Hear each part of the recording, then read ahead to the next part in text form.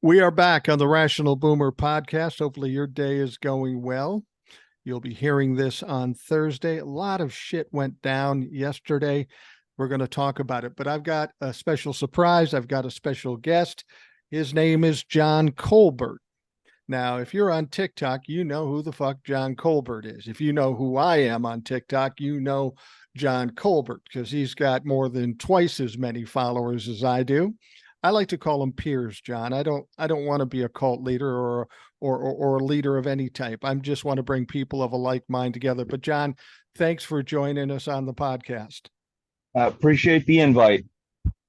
You're I told you this before we went on. One of the things I like about you, there are certain people I like on TikTok, and you got on here about the same time as I did.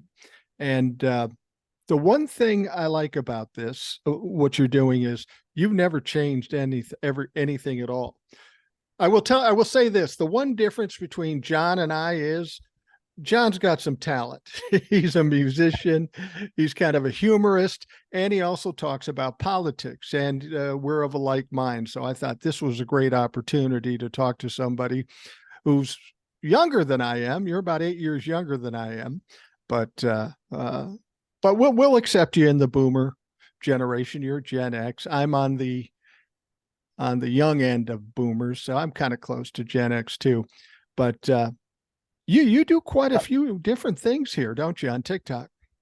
Yeah, I've done music and I've done I found this place called Star Maker. And it's not that I'm going to be a star. All right, I'm 56. I'm way past my prime. I did all that back when I was younger and toured and had the Silver Eagle bus and the band and all that stuff. We did all that stuff earlier, but I like to sing.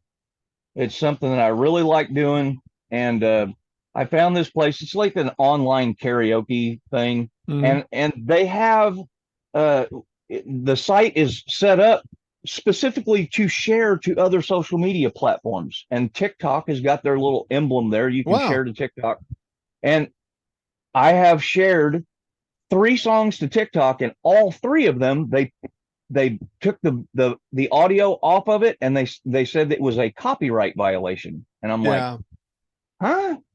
So and they gave me a violation. They were stacking up, 1, 2, 3. I was like, okay, I'm done with that.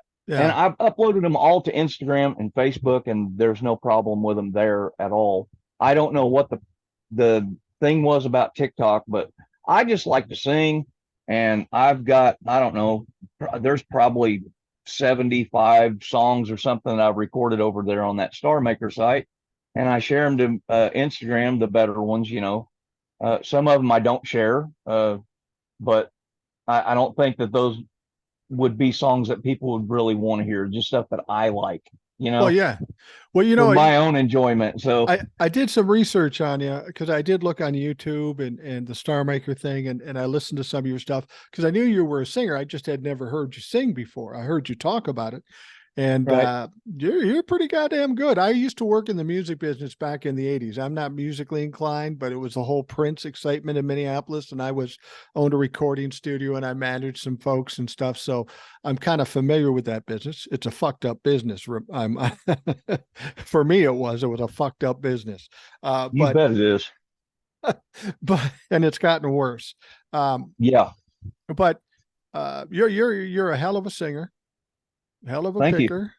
And I'm not surprised that you get a big audience for that thing, but most of what I heard was country, but you did you recorded one song that intrigued me because at the time I was like 19 or 20 at the time when it came out, and it was scandalous.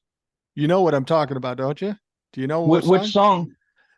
Undercover Angel. Undercover Angel. Okay, yeah. All right.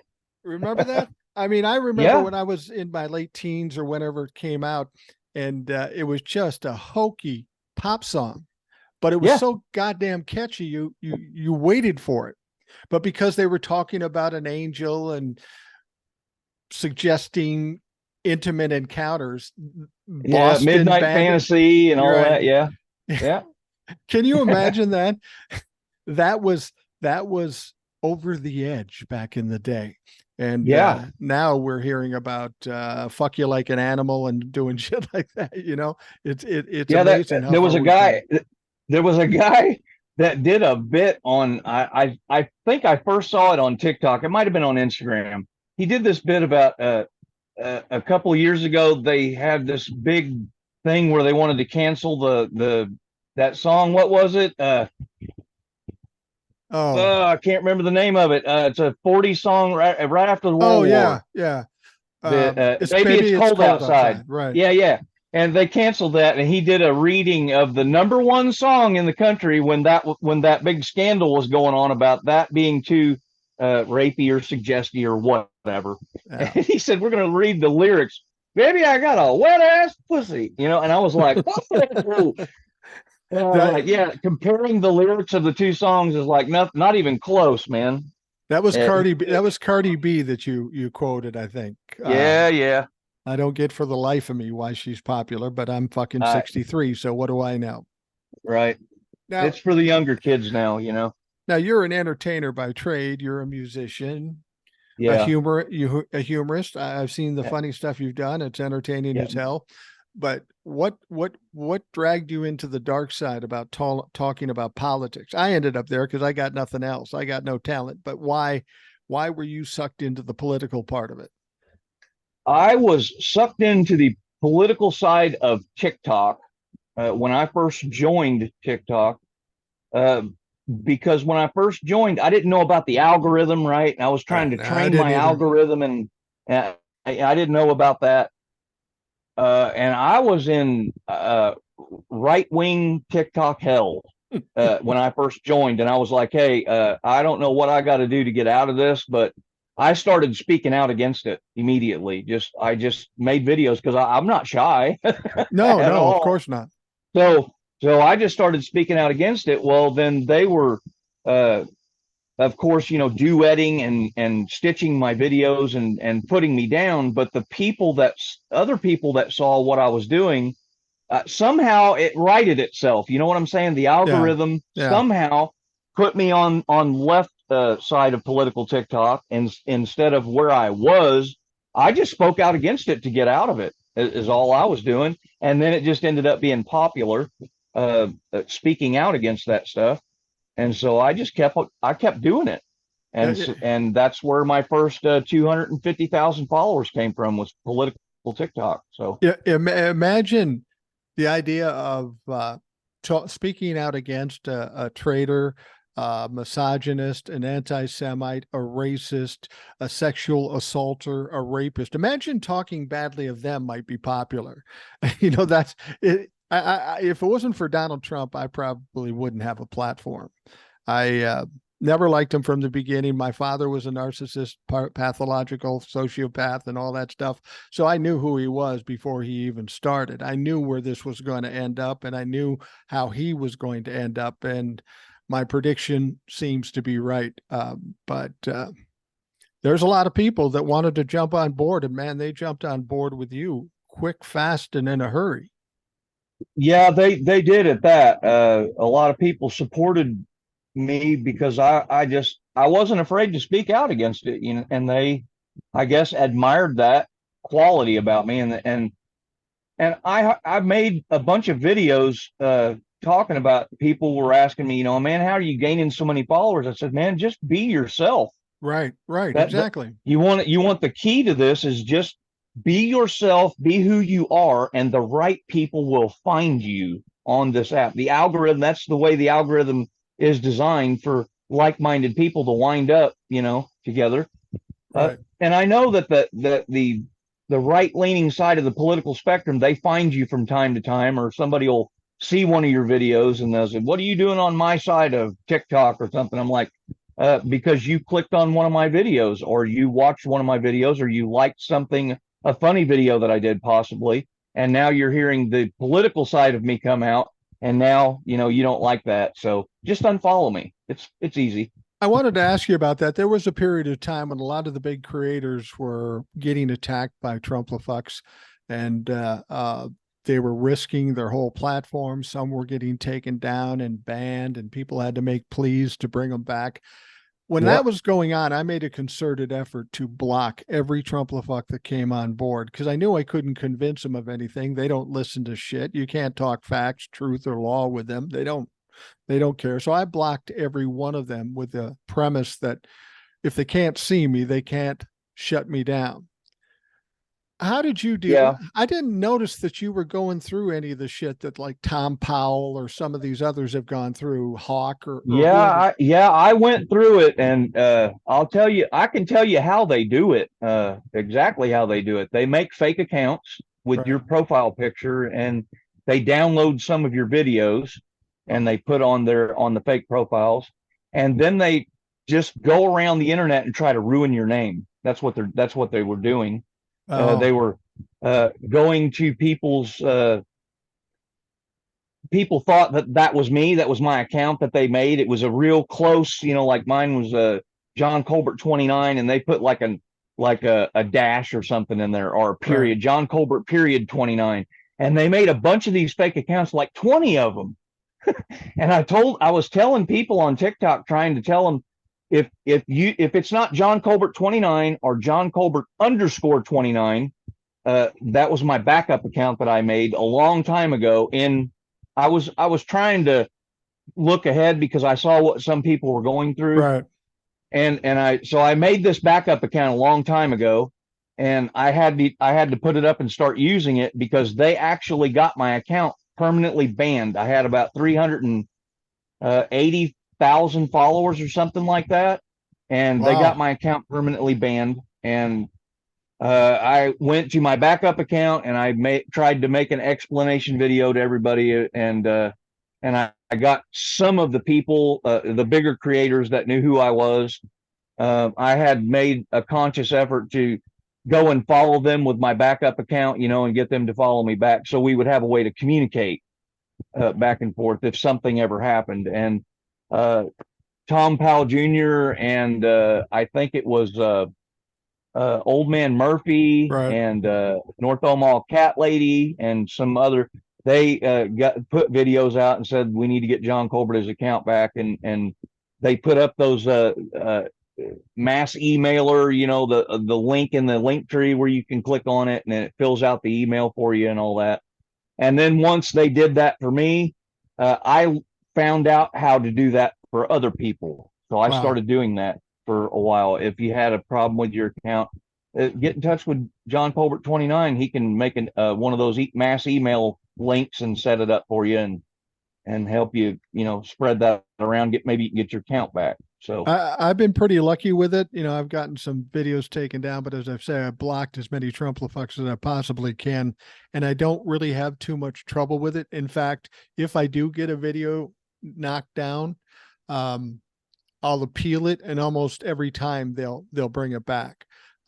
So I don't know if I've gotten to the point where they understand what's going on. Maybe, are you having that kind of trouble now, or do you think TikTok realizes that you're that guy that they're going to go after? I think that they're on to it now, that I'm probably one of the ones they're going to go after if I put up a controversial message, or something like that.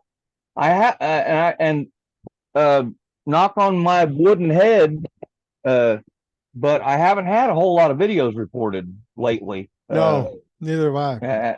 And I don't want to say that too loud to a bunch of people, but yeah, so far, I've just been pretty lucky that they've just, I guess I'm flying under their radar, or they know if they report me, I can usually win the appeal, or I don't know what's going on, or maybe it's just that TikTok is doing a better job at, they know about the mass reporting and how people are doing it. Maybe they're getting a better handle on that now. Maybe, I don't know. I know Tom Powell was talking about it. He was getting knocked down all the time, and then finally, he fought it, and then people helped him and all that stuff.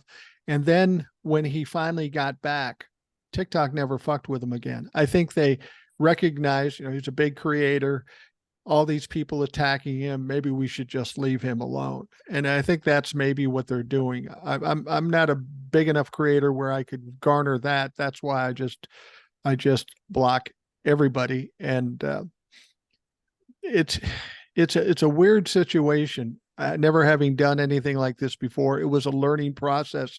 But you maybe know this, but I want to give a pro tip to the people that are on TikTok that are maybe just starting or haven't been there very long. One way you can get your video taken down, they look at the hashtags and they look at the title.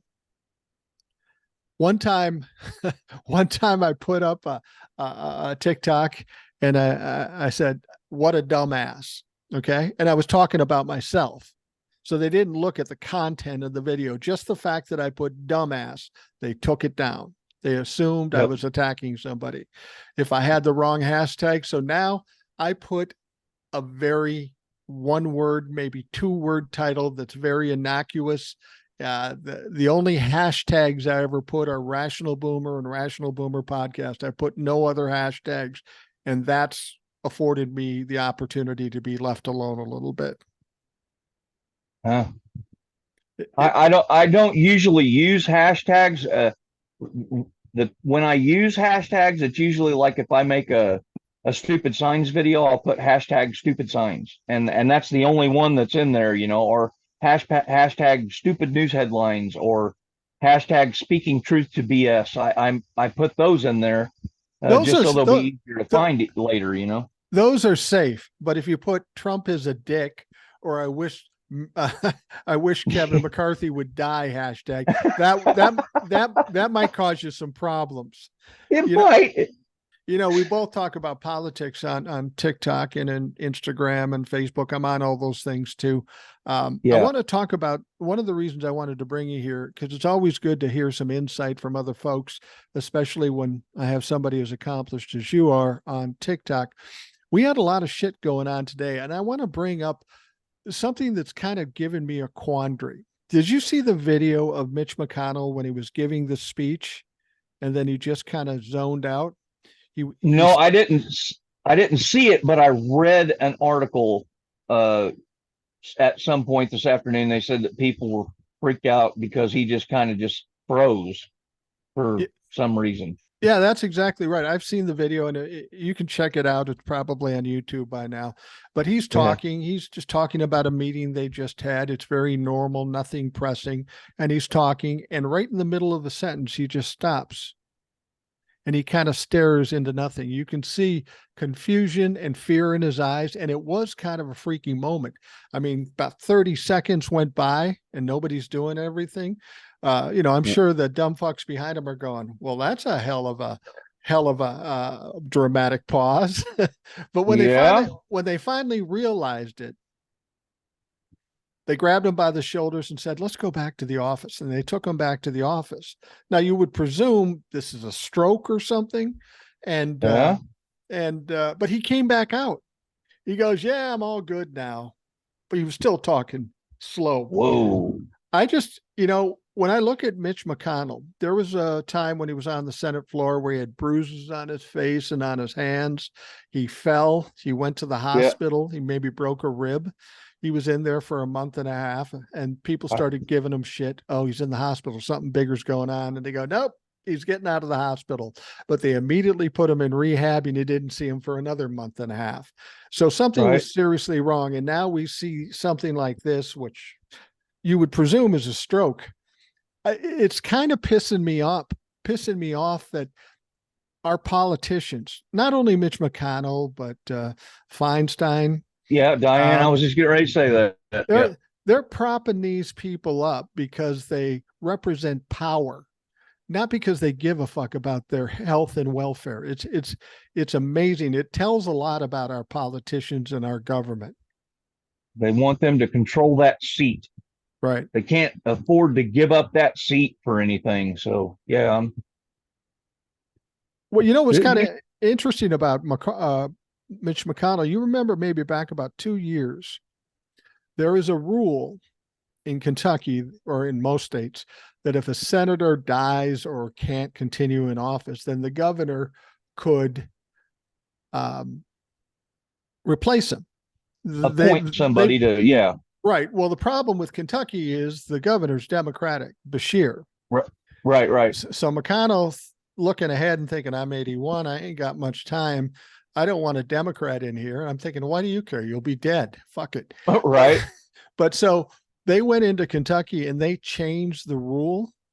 And the Yep. rule in Kentucky is now that the Kentucky legislature, Republicans presumably, will be able to pick out a group of people that the governor has to pick from.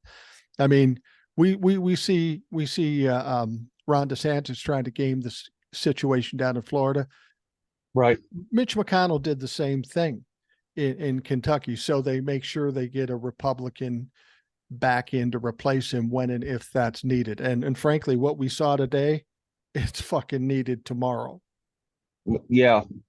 It's just like that reminded me when we were talking about that Diane Feinstein, or Right. Feinstein, however you say her name. She was in bad shape, and people were like, "Man, please just step down, let somebody else take the seat, take the reins. You've done enough, you've done your thing, but it's time for somebody else to come in because we didn't see her for like 3 or 4 months or 5 months or something. Yeah, it was crazy. Yeah, And she'd probably want to retire if she could, but it's the Democrats pushing this. And I don't know if you know why, but Nancy Pelosi and some other powerful people are pushing for Adam Schiff to get that seat when she retires at the end of the term. And I'm cool with Adam Schiff. He'd be a great senator. I have no problems with him. But what they're afraid of is Gavin Newsom, if she leaves before the election, he says he's going to appoint a black woman into the Senate. Now you appoint that black woman into the Senate and she's new. She's going to have to run in 2024, obviously, but that's going to work against Adam Schiff. So they want Adam Schiff in that seat. So they're trying to game the system just like the Republicans are. And, it's fucking sad. Like I say, I get a feeling that they're going to prop these people up until they fall over and keel over on the fucking Senate floor. Yeah, I'm surprised it's not like Weekend at Bernie's already there. It kind of is. It kind of is. Yeah, kind of. Yeah. People have said this to me, and I tend to agree. Don't you think we should have some kind of age limit in Congress? Absolutely. I mean, we got Chuck Grassley. I think he went to prom with Laura Ingalls Wilder. He's that fucking old. but these people they're out of touch completely. And my biggest problem is that we got these old white men determining the destiny of all these young, diverse people that are coming up. I mean, we got a bunch of people talking about abortion, people like our age and older. They aren't having kids anymore. They aren't even having sex anymore. What the fuck do they know? Yeah. What do they care about abortion? Yeah, we definitely need age limits for people that serve in Congress, and we also need term limits. I mean, like, like maybe you can only serve 2 terms, or for senators, or for and I don't know how that we're going to get that done, because that they're not going to vote for term limits for themselves. Well, that's the thing. I hear from a lot of listeners or people on TikTok, and they'll say, I know what the answer is: term limits. Well, that's nice, but they have to vote for term limits against themselves. It's not going to fucking happen. Right. It's like shutting down your own bank account of $174,000 a year that they're getting paid, and they're like, well, I want to get that for as long as possible, Yeah, well, $174,000 for those clowns is fucking base pay. The commissions is where the real money's made, as we find out speeches and books all that other stuff. And grift and under the table bullshit. Did you obviously saw this thing about Hunter Biden? This has turned into kind of a weird thing. Hunter Biden, of course, the Republicans think he's the worst criminal in history. They've investigated him for 5 years. All they came up with is 2 misdemeanor tax things. The gun thing was set aside if he goes through some training. They had the deal cut. They get to the court yesterday, and now the deal's not done. He pleads not guilty. Now they have to go back to the drawing board and figure this out. From what I heard about it, it sounds like it's a problem on both sides. As much as I like Biden, let's admit, if Hunter Biden was your kid, you would say he's a fuck up. He was a drug addict. He did some stupid stuff. He should maybe pay for some of those crimes. What he was convicted of, he was given a worse sentence than if his name was Bob Jones, because he got treated worse under those things. But that's a fucking mess. And when I did a TikTok, I said, this is all weird. This is all crazy, but who fucking cares? Hunter Biden's not a politician. He's inconsequential to this country and the government. He's an individual. He's a citizen. Right. When you're talking about the president's son, okay, he messed up and he should be held responsible for the stuff that he did that was illegal or whatever. But do you think if Trump was still president and Ivanka or Don Jr. or Eric or somebody got in some trouble, what do you think Trump would do? He would pardon them immediately. Absolutely. It would be that'd be the end of that. Okay, I issue you a pardon, so don't worry about it. Go do whatever you want to do. I'll pardon you again. Don't worry about it. But Democrats aren't like that, right? No. It's just yeah. Yeah. Do you ever think that the Democrats are just too passive? I mean, I think that's why people like you and me, because we don't act like Democrats. We act like Republicans, but think like Democrats, because we'll fight it out. We'll say what we want to say. And I think people like that because they don't see it from Democrats typically. Democrats play too much softball. You know what I'm saying? We don't do the hardball thing too often. Occasionally they've done it. But we need to start playing ball like the Republicans if we want to play in the same ballpark. That's just the way it is. Absolutely. I've made the comparison that Democrats versus Republicans in a fight is kind of like the Democrats. They're fighting by I think it's the Marquis of Queensberry rules, the old English, put your hands up, and they're fighting against a fucking street gang. With pipes and guns and shit like that. That's not going to go well. That's not going to go well. No.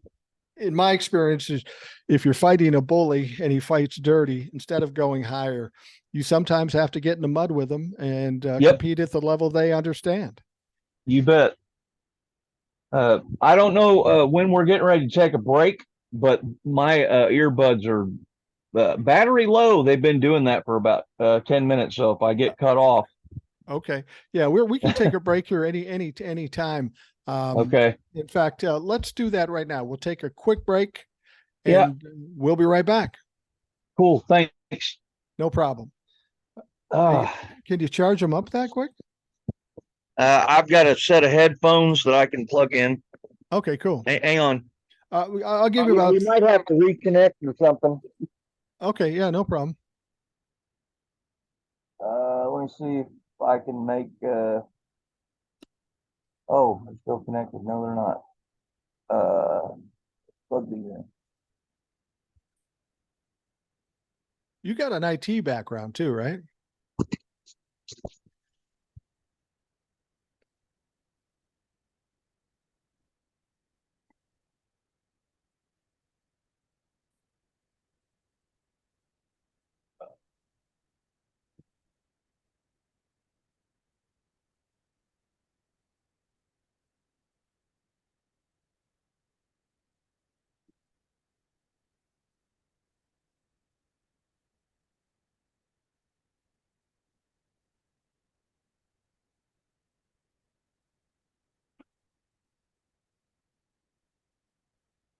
Can you hear me?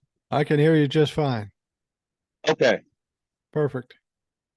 I had to figure out how to get these switched over. I just put the over the ear headphones on. No problem. I'm going to run off and go to the bathroom, get some water, and I'll be right back. But no rush. Okay. All right.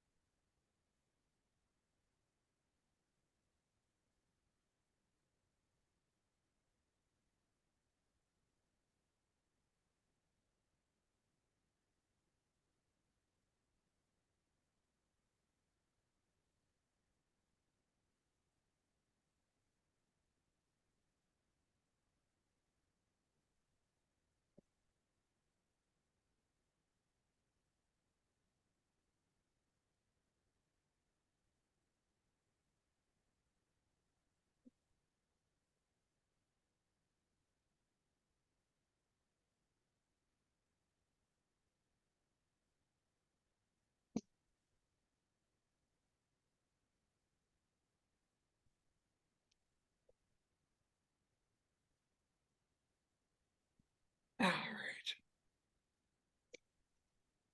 Hey, welcome So back. you feel comfortable at all? You kind of get a. This is just nothing but two old men bullshitting, is what it is. Pretty much. And for whatever fucking reason, people want to listen to it. I don't get it, but I'll give them what they want to hear. Sure. I'm not proud. I people have asked me for, I don't know, probably the last year and a half. Hey man, when are you going to start a podcast? I'm like, I'm not. Well, I'm not doing that. You know, it's a little taxing at times. When I decided to do the podcast, I want to do it the easiest way. I owned a recording studio. I've been in radio. I've been a production manager. I could go do all this fancy editing shit, but I realized I don't want to fucking do that. I'm going to sit down. I'm going to talk for an hour, talk about certain things. I've got enough experience. I should be able to pull it off, and we'll just see what the fuck happens. And it works out fine. It's kind of the same way, you know. I would have preferred to have like a partner doing the show, but Right. you've been in bands, right? Oh yeah. What's the worst part of a band is your bandmates. You get somebody with an ego, somebody that doesn't show up, somebody that complains all the time, that's somebody that can't perform. I don't need that shit. Yeah, 100% of the time. It always. Matter of fact, when we play at the trail ride in Eminence, Missouri, we don't have a bass player. We have a sequenced bass. Wow. Because we just have a click track, and the bass plays. It's programmed on a computer, the bass guitar and the keyboards, and it's just me, a lead guitar player, and a drummer. That's the band. So and we play 100% with that click track every single night, every single time. And it's just, if you get off of that click track, you're in trouble. You ain't gonna find your way back in. Yeah, it's not going to adjust for you. There's no question. No. All right. We're going to talk about Rudy Giuliani and the. To be perfectly honest, when this goes on, there may be indictments either before or after people hear this podcast. I have a feeling because the grand jury is going to meet on Thursday. There's a lot of people kind of predicting it. I don't know for sure, but it's going to be interesting. So we should probably talk about the imminent indictments and the impact that's going to have, because I think this set of indictments, when they're all released, is going to be the game changer for the whole paradigm of this whole fucking thing. I think it's going to dampen the Republicans' hopes by a lot, because it's going the house of cards is getting ready to fall over. Yeah, no question. All right, we'll start it up again. Okay. We are back on the Rational Boomer podcast.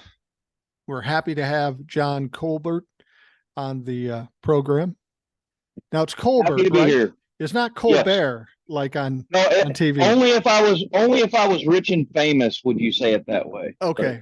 But so you're not, and so you're John Colbert. But if you watch TikTok, you know who John Colbert is. He is a musician, a singer, a songwriter, guitar player. He does some funny stuff, and he also talks about politics a lot. He's a renaissance man when it comes to TikTok, unlike me, who is a one-note Johnny over here. I just talk politics. I swear a lot, and that's all I fucking do. So I feel like I'm improving the show by having John on the show. That's why I basically said, "Come on the show, motherfucker. I need you." And You don't need me. You're doing fine on your own, buddy. But I'm happy to be here. well, that's that I appreciate it very much. As we're sitting here doing this, it's late at night on Wednesday. This will be aired on Thursday morning, early Thursday morning, and throughout the day.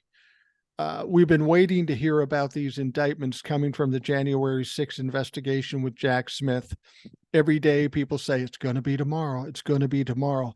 Conceivably, it could be today because the grand jury is meeting today to presumably vote on the indictments. So we could hear about it today. If not today, it will be sometime very soon. I would think by Friday anyway. You obviously have been following this a lot. We know the indictments in Florida, and we know the indictments in New York. To me, this one seems like the kill shot. And I think Georgia is going to be bad for the Republicans too. And these are going to come boom, boom. We know Fani Willis is coming the first, second week of August. So Jack Smith has got to come out before, and that leaves this fucking week, basically. What are your thoughts about these indictments? I think the indictments are going to come Friday. It always happens, the Friday before the weekend. That's the way that most of them have happened in the past. And these are the indictments that's going to bring down the entire house of cards, basically. I agree. All of Trump's inner circle people, like you said, Giuliani, and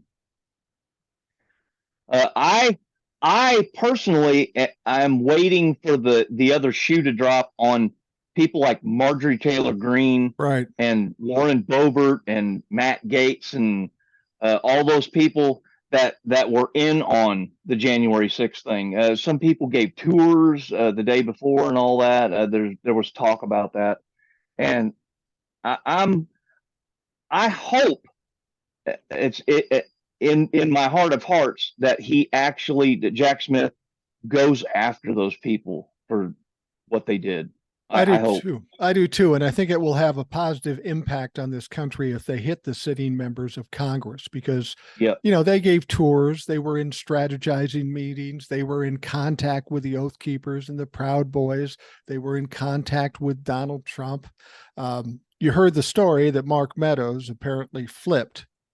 And that's bad news. That's bad news for Donald Trump, but also bad news for the members of Congress, because he was the gatekeeper. Donald Trump didn't talk to anybody directly. They talked through Mark Meadows. So he knows where all the fucking bodies are buried, from the members of Congress to Donald Trump and his administration and such. The one thing I'm concerned about now, in the classified documents case, we've got 37 felonies, charges, and 2 indictments. And then we thought, well, it's weird. They should have more. And then we hear about these upcoming superseding indictments, maybe another 30 to 45 charges coming out. We haven't seen that yet. And that's still the classified documents. What I'm a little concerned about, and I think it's our job to keep people informed, is that when these indictments come out with the J6 committee, you may see 3 or 4 people indicted. And people are going to say, fuck, they let the Congress people go. Now, they're probably not going to do it all at once with them either. Yeah. I don't know exactly how that's going to work. I just know that we can't let these people get away with that. We just can't. Marjorie Taylor Greene stood right outside the White House with a camera on her at the beginning of all this, and said, we just had a great meeting, and tomorrow is going to be the day, and all that stuff, about tomorrow's going to be our 1776 and all that crap. That was the day before, the evening before January 6th. And she came down the steps. It was outside. It was dark. They had lighting on her. Right. And she was just talking about the great meeting that they just had. And I was like, Well, that right there shows you that they planned all of this, right? People that were saying, oh, Trump didn't know what was going on. It was all the deep state and the FBI and all this other crap. And I'm like, no, come on, man. You didn't see that? Well, That part of that side of it or whatever? It's like, come on. They were planning it. The ironic thing about people like Marjorie Taylor Greene and Lauren Boebert, they hadn't been in the job a week. Right. They just got there and they were in the middle of a conspiracy. How do you do that? That was the thing about Lauren Boebert that always perplexed me. I was thinking about, it was like, how did she get elected to Congress? And then you start digging into it, and then they had, I'm not going to go into all of that, but there was a bunch of stuff. Basically, Ted Cruz and that other guy funded her and told her how to do everything. And it's like, why her? What? She didn't even have a high school diploma. She was getting her GED while applying to get into the job in Congress, and she had to pass her GED or take the test like 3 times to pass it. I was like, oh my God. Well, why is the good question, and I can tell you why I think she did, because she was young, she was attractive, and she was stupid. The very same reason I think everybody was so happy with Donald Trump becoming president. Because I think when Donald Trump came in to be president, in his heart, he wasn't evil. He was a narcissist. He was all about himself, but he wasn't evil. The people around him were evil, and they knew they could manipulate him by saying, oh, Donnie, you're fucking brilliant. Just do this. Try that. This will get you votes. This will get you money.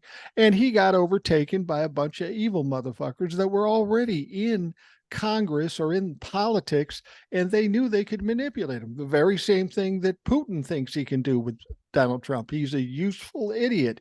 And Lauren Boebert and Marjorie Taylor Greene, once again, useful idiots. Yeah, I can see that point. I'll go with that. Okay. I think you're hitting the nail on the head right there, man. Well, I know that Putin had former the thing about Trump saying that there's no ties with Russia and all that. I knew that was BS for a long time, because I knew where he got his money for his golf courses and all that stuff was through Deutsche Bank, and they were following that money trail, and they knew all that, and he had meetings with Putin before any of the, like a long time before any of this ever happened. So yeah, there's no Russian ties. Yeah. My foot. Well, and that's the constant strategy about with the Republicans. He keeps going on and saying the Mueller report was a total exoneration. Russia. It said I was working with them, and it didn't. It absolutely showed that he was. It also showed that he obstructed justice 10 times. And they go, well, why wasn't he indicted?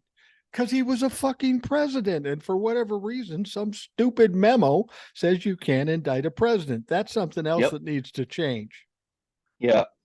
Yeah, there's a lot of things that are going to change because of the Donald Trump presidency. Oh, yeah. Yeah, they're gonna change a lot of things. I don't know. I don't know what's going to happen in the upcoming election. All I know is that Donald Trump is not getting within 100 miles of the White House. There's no way he's going to ever step foot in the Oval Office again. I think Jack Smith is going to see to that. I really do. And especially knowing about the classified documents part of this, the way that I do, being former military. I was also in the Air Force. I had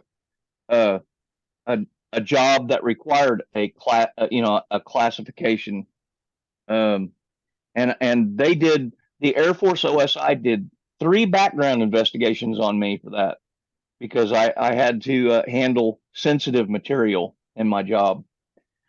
And if I would have taken one document home with me, just one, even by mistake, right?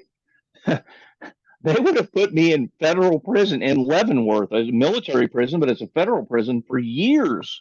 And this guy took boxes and boxes and boxes of this stuff.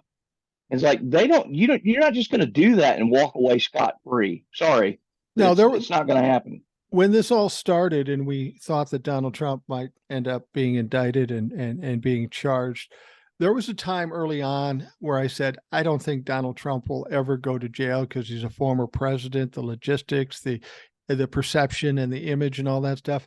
I've changed my mind on that. They have no choice but to put him in jail, because it would be incredibly detrimental and leave open that possibility for anybody else in the future that wants to do it. And we can't afford to do that as a country. It's too risky. 100%. I don't know. I don't know what they're going to, people have been saying, well, what are they going to do? They're going to send Secret Service people with him to jail. And I'm like, no, what they'll do is they'll strip him of that Secret Service detail. And they're going to put him in the custody of the federal prison system, and the guards will take care of him once he's in prison. Like, they're not going to send, I don't think they will. They might, I don't know. Can you imagine going in and clocking in, punching the clock at the federal prison? Hey, Tom. Hey, Harry, how you doing? Yeah, well, give me my briefing. Where's Trump? Where's he at? Oh, he's in his cell. Okay, well, I'll meet him down there. Like, what's going to happen with that, man? Is Secret Service people going to have to watch over him while he's in prison? Well, I don't think so. One of the it doesn't make any sense. He may get locked down in his house. He might get locked down wherever. Right. But one of the things I thought, if he did get sent to a penitentiary, what they could do is take off the Secret Service and just outsource that to the Aryan Nation in the prison. They'll take care of his shit. Sure. Fucking A. The thing about it is people right now are really worried. Well, I'll just say this. One of the things that frustrate me about some of my peers on TikTok, there's always a faction of people who say, nothing's going to happen to him. Nothing's going to ever happens to rich people. He won't be accountable. And I tell people, I go, look, if you got that negative attitude, go in the fucking corner, because we don't have time for you. You're no help to the situation. But people will still say today, nothing's happened to him. Well, his company's been found guilty of fraud. His CFO's been found guilty of fraud. He's been impeached twice. He's got 2 indictments, probably 3 or 4 more coming, maybe over 150 felony charges. To suggest nothing's happened to him is a little fucking crazy. I mean, can you imagine being 77 years old, not of sound mind or body, having that hanging over your head? You're going to have to be a special kind of oblivious not to have that crush you emotionally. Yeah. The other thing about this is those people that you're talking about that say nothing is ever going to happen to him, they're saying that because he's still out walking around a free man, right? Right now. Right. But, he has a Secret Service detail that goes with him everywhere. It's not like, what's he actually doing besides going out there and just talking, running his mouth on a microphone and riling people up or whatever. But when the day finally comes, when they sentence him to whatever they're going to sentence him to, that microphone is going to shut the hell off, and they're going to have to deal with the fact that he's being punished for what he did, no matter what they do. If they put him in prison or house arrest or however they do it, but he's just going to fade away into obscurity. He will, because he'll be a memory, a pariah of a memory. Right. But a memory nonetheless. And right. People who will say, well, he'll get out of it. I explained to people, I said, listen, man, if you've got 150 charges, felony charges against you, you don't need to get convicted of all 150. You don't need 50. You don't need to be charged with 20. All you need is 1. And just he's one, that's done. It. And and Jack Smith is smart enough. He's not going to bring charges that he doesn't know he can win. The idea that Donald Trump is going to get out from under this is fucking absolutely absurd. He's not. That's like everybody was saying, Merrick Garland. Well, Merrick Garland's got 100% conviction rate because he doesn't charge people with stuff that he knows that he can't win. Right. So, I was hoping that Merrick Garland was going to go after Trump because I know that he could get the job done. But as Attorney General, I guess because of what happened with Obama and he was supposed to, all the political BS. He just decided to go ahead and get Jack Smith to do it, which was a smart decision, I think. I understand the concept of only going after the charges you can win. I remember telling my kids when I was young, man, I was in high school, I was in shape. I played sports, and they said, "Did you ever get in fights, Dad?" I lived in South Minneapolis. Yeah, I got my share of fights. And they said, "Did you ever lose a fight?" I go, "No, never lost a fight." And they say, "You must have been pretty tough." I go, "I don't know if I was tough so much as that I would never fuck around with somebody I knew could kick my ass. I made friends with those. I only fought people I knew I could win. That's how I kept my record clean." And that's what Jack Smith and Merrick Garland do, man. Yeah. I wish I could say the same, but I played in too many bars, so I've lost a bunch of fights, buddy. It's not fun, is it? No, it's not. I had to use my guitar as a weapon one time in a bar. That guy was huge, man. He was like almost 7 foot tall and weighed over 320 pounds. I was like, I look, man, I don't want no beef with you. He grabbed a hold of me and took me off the stage, and I took my guitar with me. I was like, there ain't no way. I had to use my guitar as a literal axe to get that guy off of me. There's only one fight I almost got into that I would have lost without question. I went into a bar when I was like 19, 20 years old. Everybody in the bar knew me. They had a new bouncer. He was a big guy. And and he said, "Give me your ID." And I go, "ID? I'm in here every fucking night."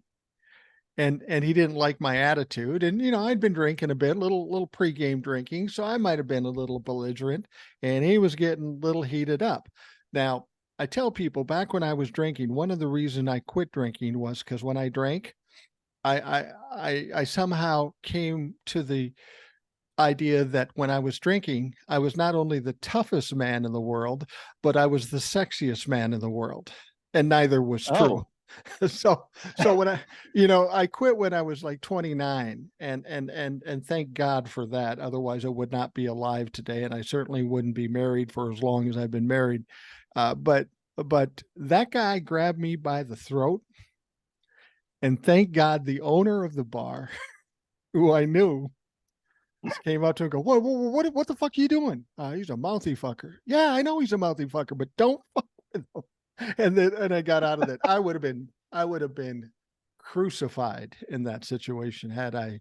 And my judgment wasn't good. I'm 20 years old and I'm drunk. It's not a good combination. Yeah. You talking about bouncers. I'll tell you just a real quick story. I was probably about, I don't know, 20. I was in my mid-20s, somewhere in there. I don't remember exactly what year this was. I was playing with a group called Mustang Alley, and we were playing at a place called the Grizzly Rose in Denver, Colorado. I think that's where it was. It might not have been in Denver. Anyway, the name of the place was the Grizzly Rose, wherever that's at.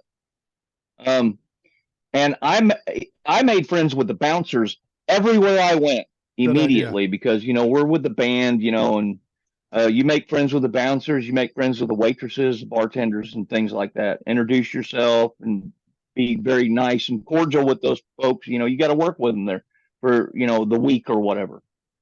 And so I made friends with the bouncer, and we were having a conversation one night, and somebody said, "Well, what are you going to do if somebody comes up and tries to start some trouble with you?" I said, "I'm going to get behind this guy right here." And this guy was like 6'8", great big huge guy. And then the next night, the defensive line of the Denver Broncos walks into the place, right? And these guys are huge. I don't know if you've ever seen a pro football player up close. Yeah. But they made the bouncer of that club, that guy that was 6'8", they made him look like a miniature something or other. I mean, they were this much wider than him. Yeah. And I was like, What are you going? And there's a guy walked up to me. He goes, "What are you going to do if one of these guys gets mad at you?" And I go, "Run." No I said, shit. No, I said, no. I said, because he ain't going to help me. And that bouncer looked at me. He goes, "You're on your own, buddy." Well, you know, and that's one of the things that Donald Trump is missing. That's the piece he's Yeah. missing. When he was growing up with mom and dad, and when he had his company, he was the big dog. Anything he said went. He had a bunch of yes men. He had people bailing him out and doing that. He decides to run for the presidency. I don't think he really thought he was going to win, but when it started looking good, his ego got the better of him. He says, "Yeah, I can game this system too." Unfortunately, when he gets to the presidency, he's up against all of the media and the US government. And he's not bigger or richer than any of those fucking people. And he got over his head. And instead of saying, "Whoa, whoa, whoa, I should back this down again," he just doubled down, tripled down, and he kept pushing. You know, that's a trait of a narcissist. They don't give up. They Yeah. just bully harder in hopes that you demur and get back and be afraid of them. But fuckers aren't afraid of him now, and he's paying the price now. Yeah. He should have listened to the people around him that were trying to advise him. The generals, I know more about this than the generals do. Trust me. I'm like, oh, God, man. Yeah, yeah, How much yeah. of a narcissist do you got to be to say you know more about planning a battle plan or a war or something? Oh man. I think one of the greatest life hacks I learned in my life, and it took me a while as I got older. You got to be able to recognize, acknowledge when you're wrong. You can't just say, you can't force it. If you're wrong, you're wrong. You have to admit it.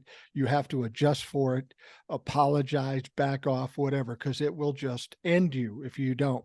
You can't keep Yeah. doing that. And he doesn't know that. He keeps doing it. Yeah, just double down, double down, double down, everything. Well, you know, the funny thing about it is, too, whatever he does or whatever he has seems to be infectious, because we're seeing more and more people like that. You know, you see all the videos on TikTok about Karens, some black guy Yeah. fishing in the neighborhood, and she's not giving up. She'll swear at him, use the N word, and she won't back down even when the police come there. It seems like we've Right. we've created a whole different climate with certain people. They can't be wrong. They don't back down, and they will do it until they fall off the cliff. And it's just amazing to me how many people out there are like that. I mean, all the MAGA fucks, a lot of the Republicans, some of the Democrats, people just can't imagine them being wrong and then backing off when Yeah. they figure it out. I have never seen so many people on the internet, TikTok, Instagram, Facebook, anywhere. They come on the internet and they say things with their whole chest, and they don't even know what they're talking about. No, no. And they just say it, and you're like, what? That's the craziest thing I've ever heard in my life. You're wrong about that. No, I'm not. Uh, prove prove that I'm wrong. Well, okay, and then you tell them why they're wrong, and then they just double down on it. They just try to cover it up with some more BS or move the goalpost. They do that a lot too. So it's all it's divert, crazy. distract, delay. I've had a couple Trump fucks on the show, and I felt dirty after I did it because these people aren't too bright. And I pretty much destroyed them. Not because I'm really good at it. It was because they're that dumb and they couldn't deal with facts. And they would always answer the same thing. I never heard that. You never heard that. It was a major news story. And then it came to me, and I realized that our media is one of the biggest reasons we're so divisive in this country, because depending on who you are and what you watch, you're going to get a totally different story. You may hear things that don't exist. You may not hear about some things on Fox News that are real. And because you're ill-informed, you're going to fight as hard as you can for something that's stupid. And I blame the media a lot, not only for the divisiveness in this country, but for Donald Trump being president. If not for the left side media putting him on every day because he was a shit show and good TV, he would never have gotten the credibility to actually get elected. Right. Yeah, I agree with you about that 100%. It Somebody said to me a long time ago, it depends how smart you are. It's not about how smart you are. It just depends on where you're from as and what you guys are talking about as to how smart you are. Well, yeah, You know what I'm exactly. saying? If if somebody's raised in Texas and they were raised on a cattle farm Right. and we're talking about, I don't know, uh, horseshoeing or something like that, or anything like that, I'm just going to sit there and keep my mouth shut because I don't know anything about that, Right. you Right. know. And these right leaning side of the political spectrum people, they're the kind of people that would go into that conversation not knowing anything and try to control that conversation. And the person that knows what they're doing, looking at the farrier or somebody looking at them and go, "What? You need to sit down and be quiet. You don't know what you're talking about, man." Well, It yeah. just it's crazy. Well, people will come to my page and they'll go, "How did you know that? You're so smart." And I tell them I'm not that smart. I know what I know and I'll stand behind it and I'll fight for it. But when it comes to this politics and the news and all that stuff, I'm like the teacher that's a chapter ahead of you. I'm I'm curious enough where I will read in depth about stuff. I'll go to a bunch of sources to really get the facts. And too many people Right, just look at the news and look at the headlines or the clickbait or whatever, and they think that's real. right. Well, if you read enough headlines and then you read the body of it, you realize that the headlines don't really tell the story. There's more No. to it. And Yeah. in my mind, the media wants to be fatalistic always. They want you upset. They want you mad because that sucks you into, you know, watching their show. People will come on to me and say, "God, I'm so terrified of this." I go, "Don't be terrified of that. If you look at the facts, there's a lot of other things here. We talked about, back before the 2022 midterms, everybody's going, "Oh no, red wave's coming. The polls say the red wave's coming." And I said, "No, it's not coming." And people, well, afterwards they say, "You were right. You must be psychic." I go, "No." How did you know? Well, Well, pay you you attention. you can't take constitutional rights away from 50% of the public and piss off 70% of the public who support Roe v. Wade and going to win an election. It's not that hard. But the media Right. won't tell it to you like that. So that's why I think it's important for people like you and me to tell them the actual story so they don't freak out every fucking day. Yeah. Well, I try to do that when I do speaking truth to BS videos, and the people that want to learn or want to listen, I welcome them. Go look this up. Yeah. I'm trying to tell you the truth here. If you want to if you think I'm lying to you, go look it up. Yeah. It's It always amazes me on Facebook, particular lately. That's where I have my most trouble with Trumplafucks.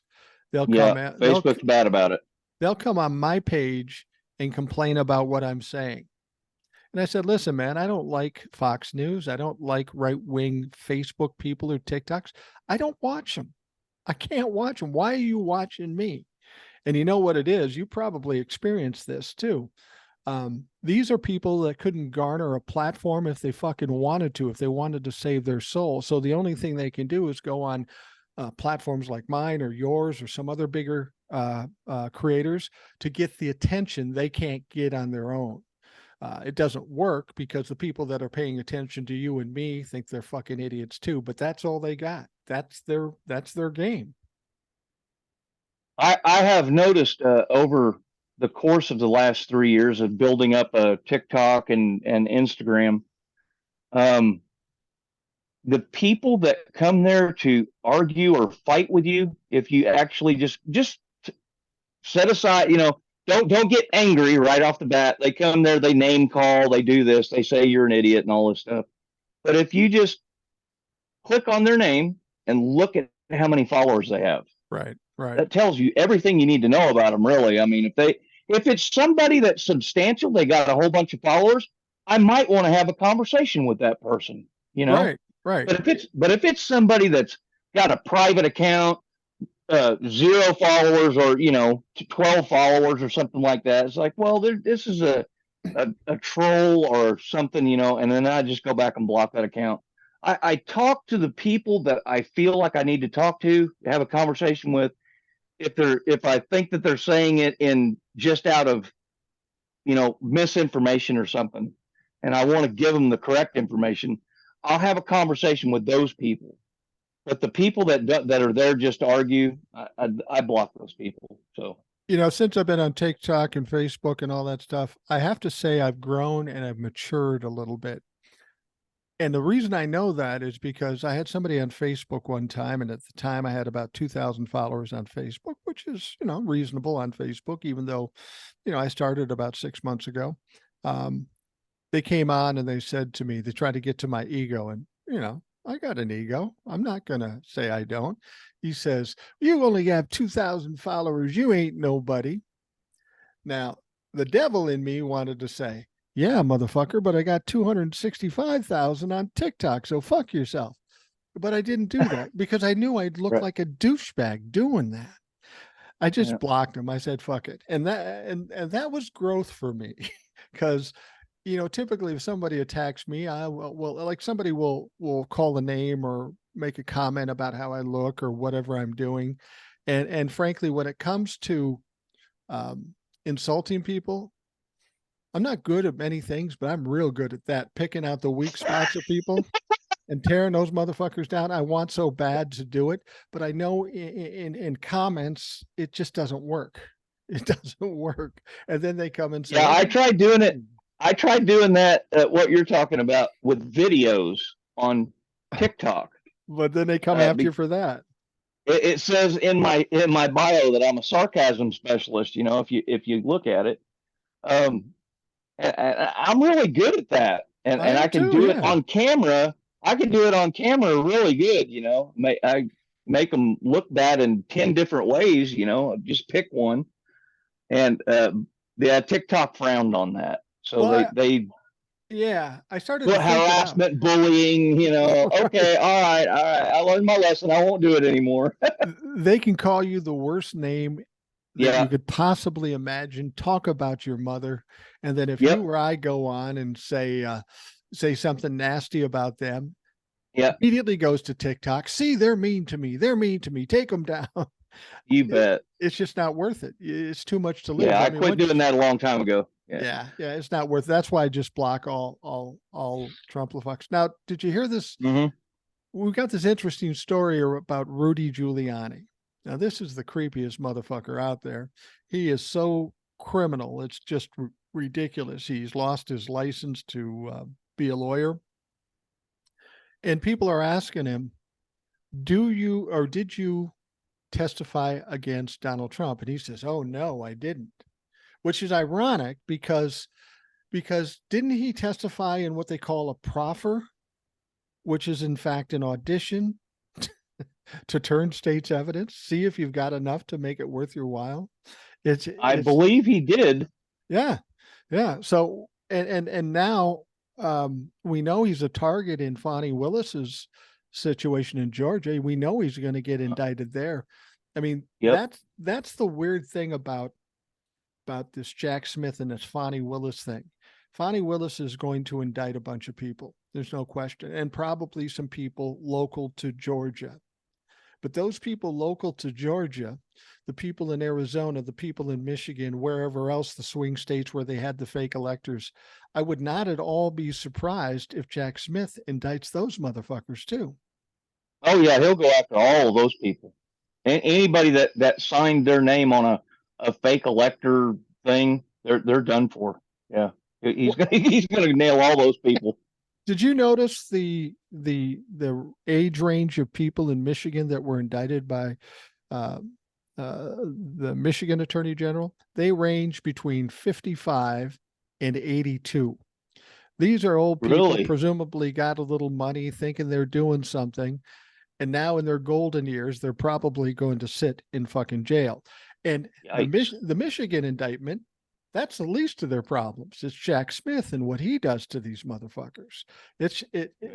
God, talk about fucking around and finding out. These people. Yeah. And now they're They're crying and whining and saying, "Oh, we didn't know. We didn't know." Yeah, but they got you on camera before talking some shit. So I yeah, don't feel yeah, sorry we for you. didn't know my foot. Yeah.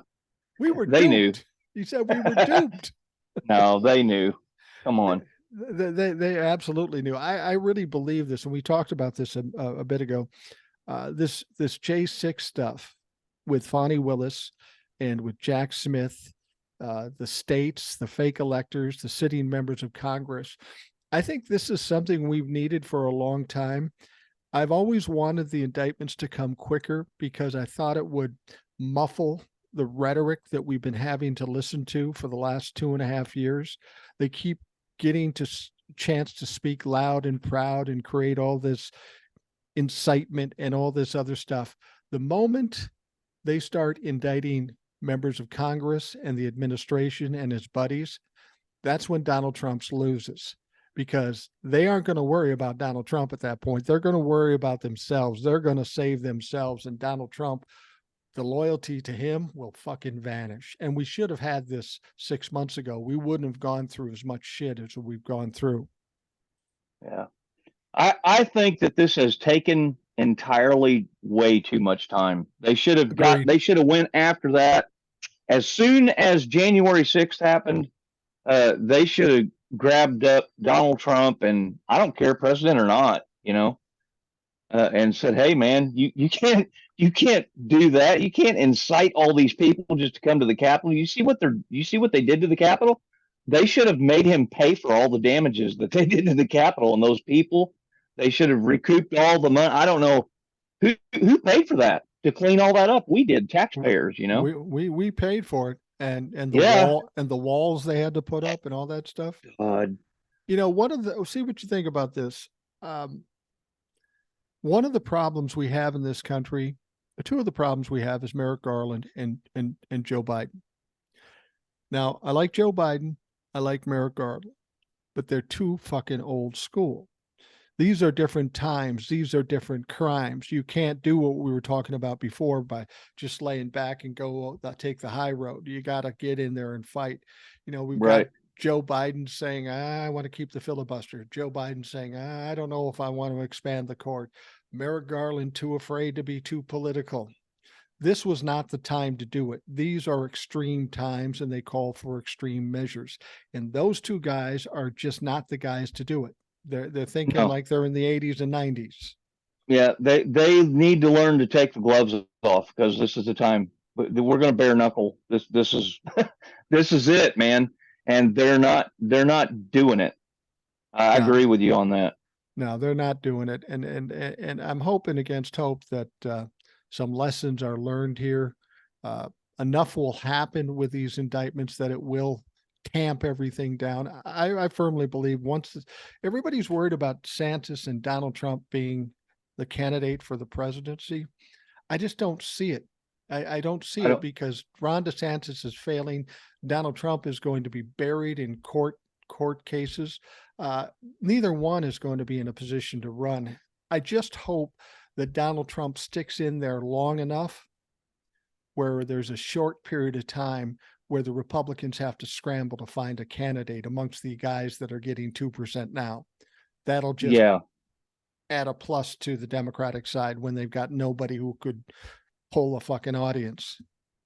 Yeah, the only thing that's going to screw Democrats really bad, I think, in 2024 is people falling for these other people that they're running on the tickets, right? This RFK Jr., they're running as a Democrat. He's not a Democrat. He's a Republican as they come. He's an anti-vaxxer. He's a conspiracy theory nut job. But people are going to see that D by his name, that Democrat, and they're going to say, I don't want Biden and I don't want Trump. Maybe I'll just vote for this guy. He's got name recognition, right? Like he's a Kennedy. So I hope that they don't fall for that. I really do. I hope they do some research on the guy and they realize, I don't want to vote for him either. So I think the Democrats really have to put a lot of money into exposing him for what he is, and I think they are Yeah, to a certain extent. I mean, the reason he's running for president is because he was pushed by Steve Bannon. right. And I don't know if you just heard this. Ron DeSantis said now RFK's Jr. is an anti-vaxxer. Ron DeSantis said, "When I become president, I could see making RFK Jr. the head of the CDC." Oh, for fuck's sake. The things Ron DeSantis says almost guarantees he won't be elected. He can't win a general election. It's just not possible. If he does, I'm going. I'm gonna have a heart attack if that guy wins the presidency. Are you kidding me? But if he wins the presidency, I think what we need to do is put him in a parade in a convertible and run him through Dealey Plaza just to see what the fuck would happen. I think I'm gonna leave that one alone. I'd never get away with that on TikTok, right? No, absolutely not. See, that's the wonderful thing. That's why you got to get a podcast. You can say whatever you want. Everybody listening to this podcast is a friend. That's funny shit, man. they that's know. That's almost as funny as the time they were talking about. Everybody was at Dealey Plaza waiting for JFK, Jr. Yeah, JFK Jr. come back from the dead and run with Donald Trump on thing. And North Omaha cat lady made a TikTok video. I laughed for I bet 45 minutes over this. I couldn't catch my breath. Yeah, she said, I want to pay somebody to drive down drive down Dealey Plaza with a hearse and chuck a coffin out the back and say, "There it is." My wife had a old red Mustang convertible. She wanted a convertible. We got one, and we're driving. We're kind of out in the western suburbs, and they got kind of a wooded area, and we go back. Drive by this gun range.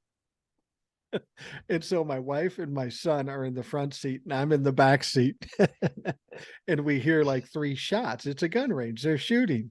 And as soon as I hear the gunshots, I go back to the left. They thought that was out of bad taste, but that's where my fucking humor goes. Wow. Okay. Well,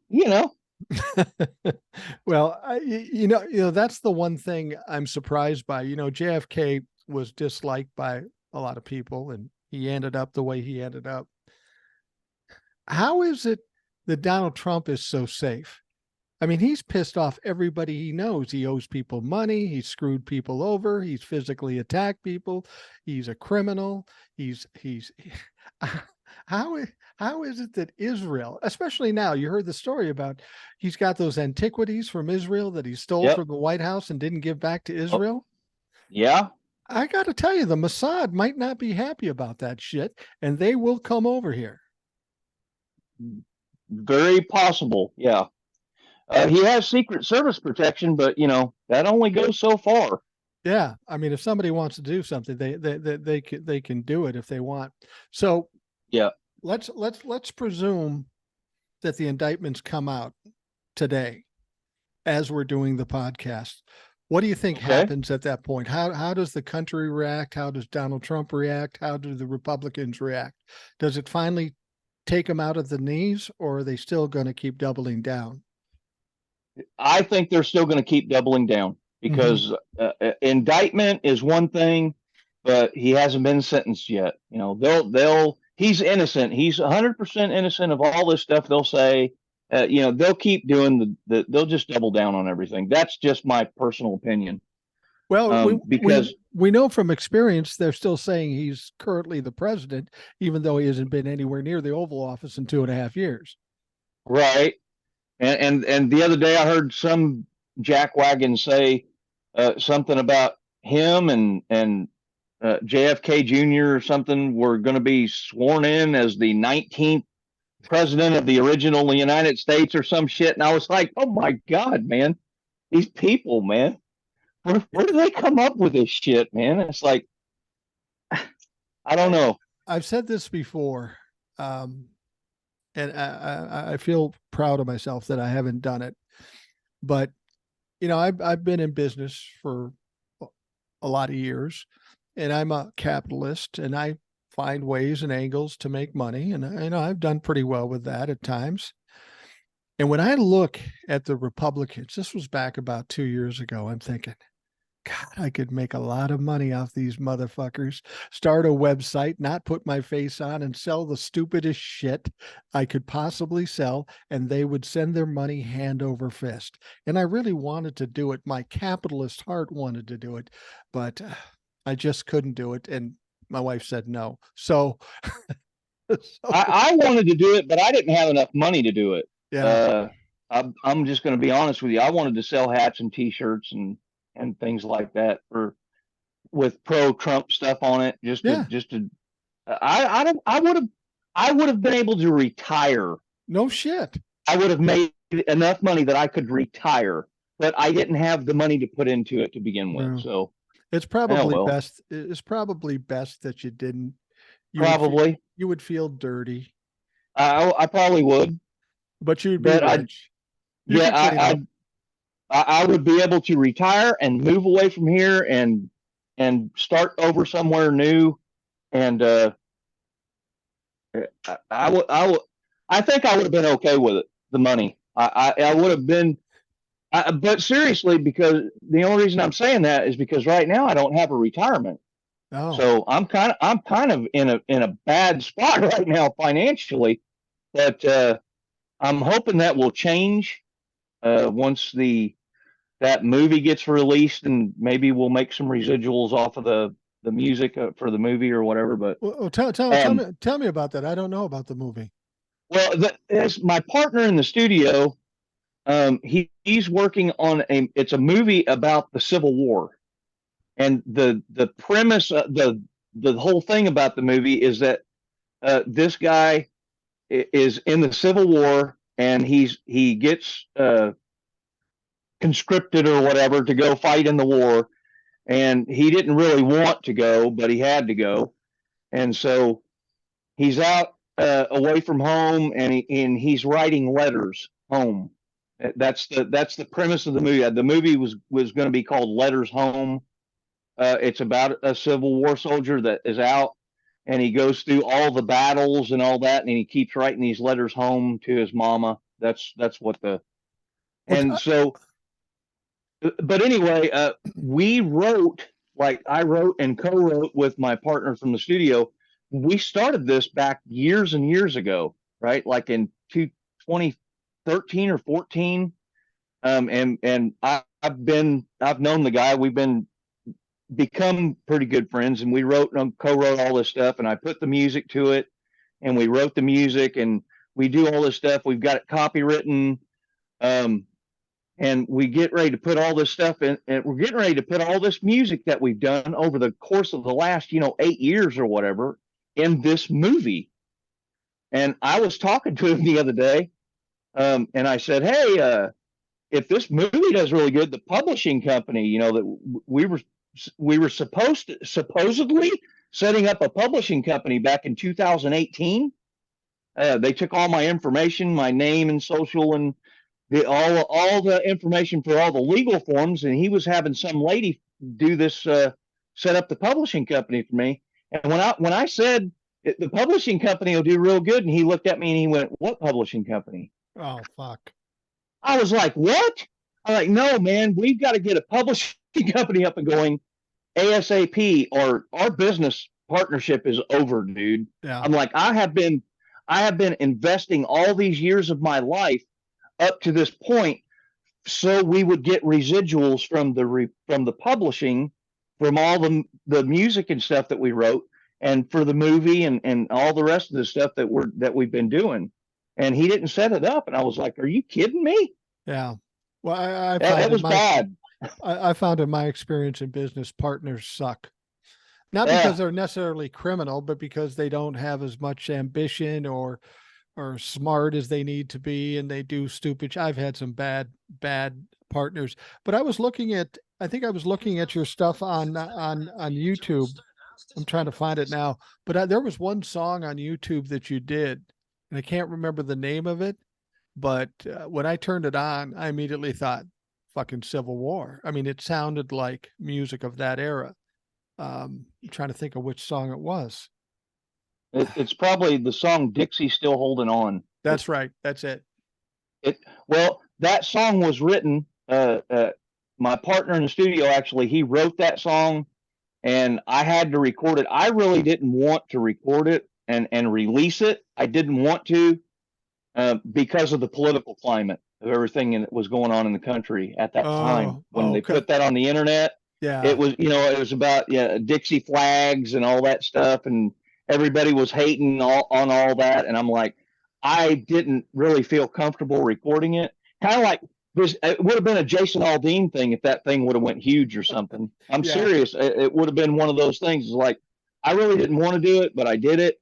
We put it on the internet, and I'm just kind of thankful that it didn't do anything. But it was for that movie. Well, And when I listened to it, I said that should be in a fucking movie. I mean, that's not a hit song on the radio based on my music right, background, but it could very well be in a movie. it's a 100% going to be in a movie. Yeah. So, and does it look like a pretty good prospect that this movie is going to get done and released? Because I've had Oh, friends working in movies, and it's always a little sketchy on some of the yeah, smaller movies that I know about. yeah, it's been sketchy, but he has secured the financing, the what it's going to take to finish this movie for sure. Like, I mean, he knows one of the investors or something has something to do with the Dallas Cowboys, and he's like Oh, a gazillionaire. yeah, So he's got the backing to get the good. movie done. So the movie will definitely get done, but I'm just hoping that we're gonna. I know we're going to get the publishing company up and going before any of that, because he knows the importance of that. I stress that to him. So before the movie we've still got a long way to go before the movie is going to be released. So we have some things that we've got to square away, before all that, but it'll work out. I can tell you how quickly things can turn around in the weirdest way when it comes to music. I have a good friend. I grew up across the street from him. I represented him some. His name is Monty Moyer. He's been on the show before because he's a liberal and he's a musician. He played in a group called The Time. It was the offshoot of Prince. It's one of Prince's band, The Time, Jungle Love and all that stuff, Cool and whatever. I've heard that name before. Yeah, they were pretty popular, especially up in the Midwest, Detroit, Minneapolis, all over the country. They were How in many the years ago has this been? Like 80s, early 90s. 80s? Yeah, Early yeah. now? Okay. It's when Prince was revving up, and I was in Minneapolis owning a recording studio across from First Avenue, so I was in the thick of the shit. It was crazy, Yeah. but what happened was he ended up leaving The Time for a while, and he went to work with Jimmy Jam and Terry Lewis, who were great producers that came out of The Time, and they had a lot of hits for Janet Jackson and shit. Mm-hmm. And they hired him to write songs, and he wrote some songs like Pleasure Principle off the Control album, which was a fairly big hit. And he made some money off of that. But he wrote a song for a guy by the name of Alexander O'Neill. It was a hit. He wasn't a huge hit, but it was called If You Were Here Tonight. and so he wrote that song, didn't think about it. He wrote it 35 years ago, 38 years ago, something like that. And then he got a tweet from a guy named Questlove. I don't know if you know him. He's the music guy for Jimmy Fallon. He's a well-known kind of, it's Questlove and Roots is the name of the band. And he tweeted my friend, he said, "Hey, congratulations on the #1 hit." The guy goes, I haven't written a song in like 20 years. What the fuck is that? Apparently what happened was they took a small piece. They didn't sample it. They just replicated a piece out of that song, If You Were Here Tonight, and it was Huh? in this song, and the song was Work by Rihanna, Oh, which sold okay. like 15 million records. Right. Now there were, that's the one thing you see in the music business these days. There's like 20 writers on one song. Right. And he was on that song, and that fucking made a shitload of money. He didn't have a retirement either, but he made a shitload of money out of that, and it was crazy. We sat down and listened to the song. I go, Monty, I don't even fucking hear it. I don't even hear your part of the song. He goes, neither do I. I didn't even know this was happening. And then they called him up because they're worried about getting sued. They say, how much do you need percentage wise? He told them, they said, cool. He said like 10% or something like that. He said 10% of the publishing. He said, cool. And he made a shitload of money. Thank God for Oh that, yeah. because he didn't have any money. He was making money with the group touring, the oldies stuff. But wow, so shit can turn around real quick. If that movie takes Yeah. off, you're going to say, fuck TikTok. I'm going to start my own TV station or something. Maybe my own recording studio or something. I'm Yeah. I'm gonna keep doing music no matter what until probably until I kick, check my ticket to get out of this world. But I spent some um, time managing some people in music, and I had some success with it because it was so hot in Minneapolis. And people come to me today and say, could you help me in the music business? I say, I can't. The music so did business you is work with nothing. you, you work with booking agencies like GMA, good Uh, music agency and all that? no, oddly enough, this is a story I've told on the show before. It was crazy. I've got a recording studio. I'm doing radio commercials because that's my background. Music Okay. hits real hard in Minneapolis when Prince gets popular. I mean, people are just pouring into the city. I'm 21, 22, 23. Somebody comes into my studio and goes, do you do music? And not being musically inclined at all, I said, yeah, fuck yeah, I do plenty of music. So we started doing some music in there, and I got to meet some people that had some potential. I got a contact in Los Angeles, and I got this. The first one I got was Prince's cousin. He wasn't very talented, but we got him a small deal, a single deal, and he was a fucking mess, and it didn't work out really well. But another guy that had replaced Terry, um, Terry, the bass player in the time, just Jerry Hubbard, and he was immensely talented. He was talented like Prince, but he didn't have the look. He wasn't quite as talented as Prince, but he was really talented, and they wanted anything they could get from Minneapolis. Hmm. Um, I'm going to tell you the story. I've told it here before because it's just fucking weird how it turned out.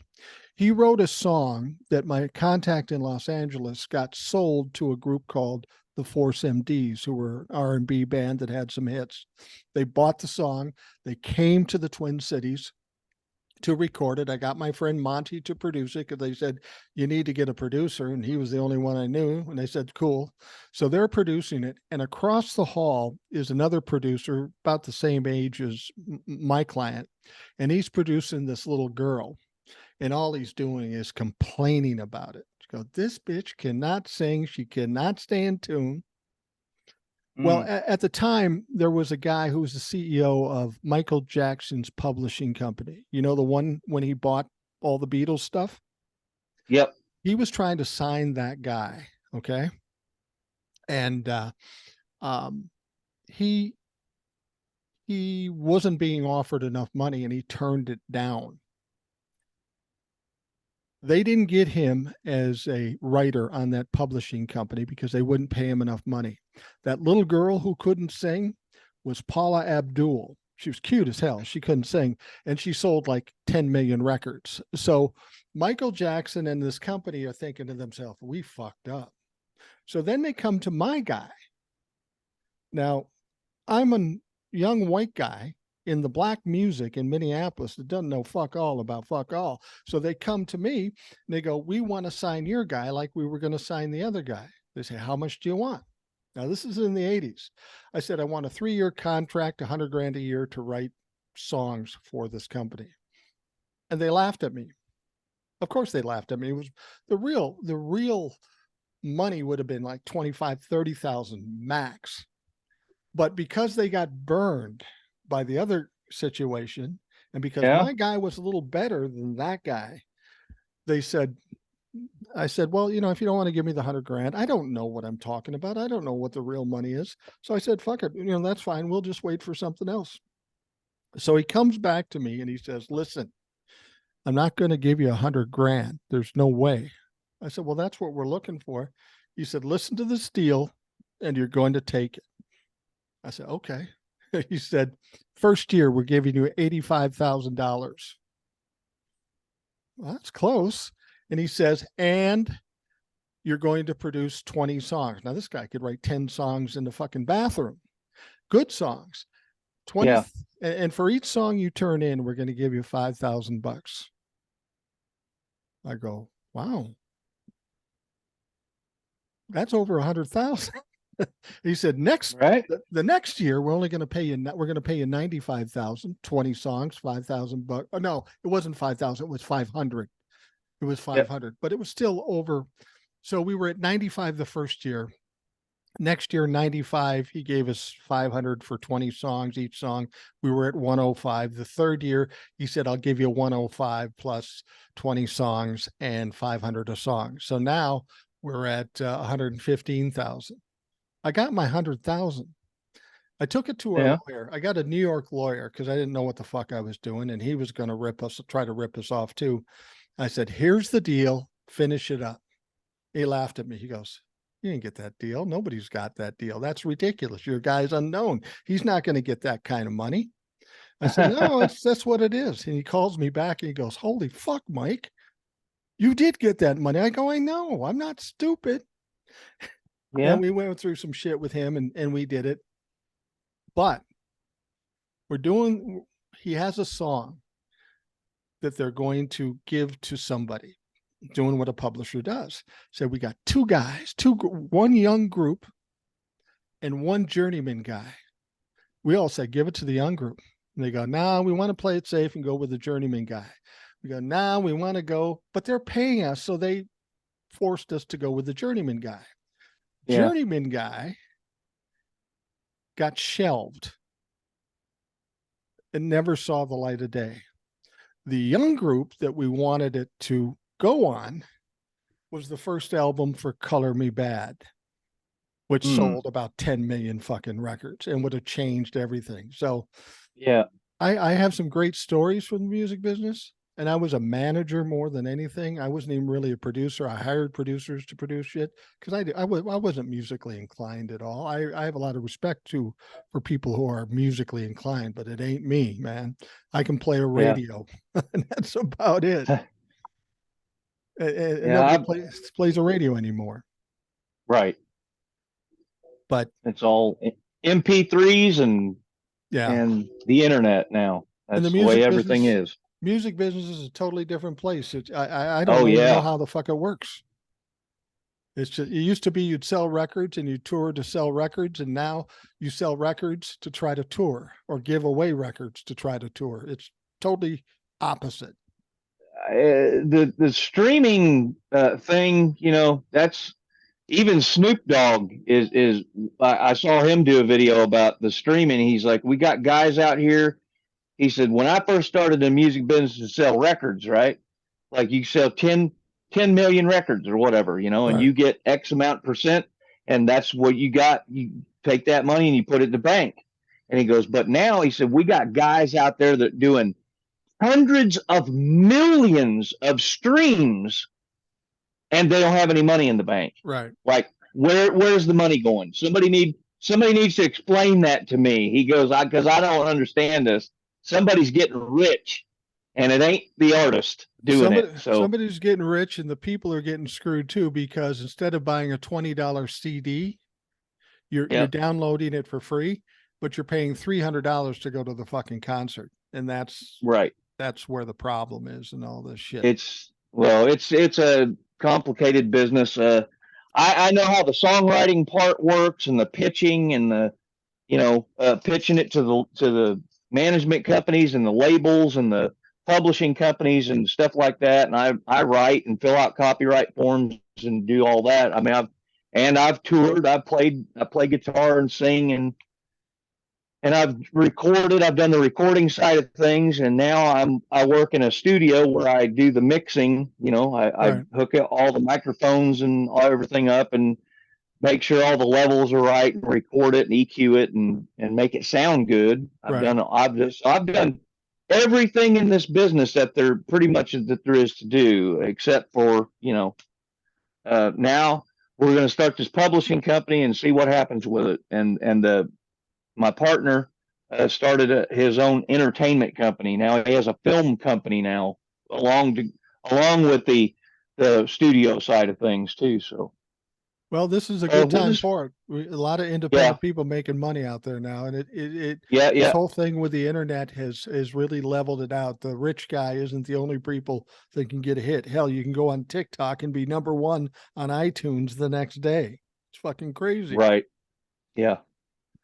You just got to have a good product, a good song, a good something, but you better make sure that thing is copywritten, because if you don't, man, you'll get ripped off like that. Oh, it's a horrible business. They'll stab you in the back. Your own people will stab you in the back. Well, I've infringed on enough of your time. We've gone long, and I knew we would, because we have a lot to talk about. And I would love to have you come back at some point if you ever have a mind to. Awesome. All right.